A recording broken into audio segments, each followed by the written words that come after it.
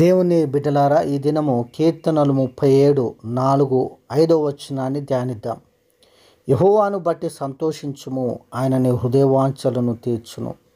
నీ మార్గమును యెహోవాకు అప్పగింపుము, నీవు ఆయనను నమ్ముకొనుము, ఆయన నీ కార్యము నెరవేర్చును. దేవునికి మహిమ కలుగును గాక. దేవుని బిడ్డలారా, దేవుని యొక్క వాక్యములు మనం చూస్తూ ఉన్నాం. మొట్టమొదట మనము యెహోవాను బట్టి సంతోషించాలని వాక్యం సెలవిస్తూ ఉంది.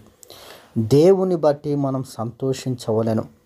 చాలాసార్లు లోకాన్ని బట్టి, లోకంలో ఉన్న వాటిని బట్టి సంతోషిస్తూ ఉంటాం. కానీ బైబిల్ సెలవిస్తూ ఉంది, మనం లోకాన్ని బట్టి, లోకంలో ఉన్న వాటిని బట్టి సంతోషించడం కాదు, కానీ దేవుని బట్టి సంతోషించాలి. దేవుని బట్టి మనం ఆనందించాలి. అందుకే బైబిల్ అంటూ ఉంది, ప్రభువునందు ఆనందించుడి, మరలా చెప్పుదును, ప్రభువునందు ఆనందించుడి అని వాక్యము సెలవిస్తూ ఉంది. దేవుని బిడ్డలారా, మరి మనం దేని బట్టి సంతోషిస్తూ ఉన్నాం?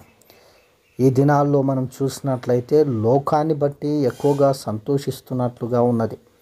కానీ బైబిల్ చెప్తా ఉంది, యెహోవాను బట్టి సంతోషించుము, అప్పుడు ఆయన నీ హృదయవాంఛలను తీర్చును. నువ్వు దేవుని బట్టి సంతోషించినట్లయితే దేవుడు హృదయవాంఛలను తీరుస్తాడు. చాలాసార్లు మన కోరికలు, మన ఆశలు తీరవు. ఎందుకంటే మనము దేవుని బట్టి సంతోషిస్తలేము కాబట్టి. అయితే దేవుని బట్టి సంతోషించినప్పుడు దేవుని బిడ్డలారా, వాక్యంలో మనం చూస్తూ ఉన్నాం ఏంటంటే మన హృదయవాంఛలను దేవుడు తీరుస్తాడు. అంతేకాకుండా నీ మార్గముని యెహోవాకు అప్పగింపుము, నీవు ఆయన నమ్ముకొనుము, ఆయన నీ కార్యము నెరవేర్చును. దేవునికి స్తుతి కలుగును గాక. మన మార్గమును దేవునికి అప్పగించాలి, మన పనులను దేవునికి అప్పగించాలి, మన భారములను దేవుని పైన మోపాలి.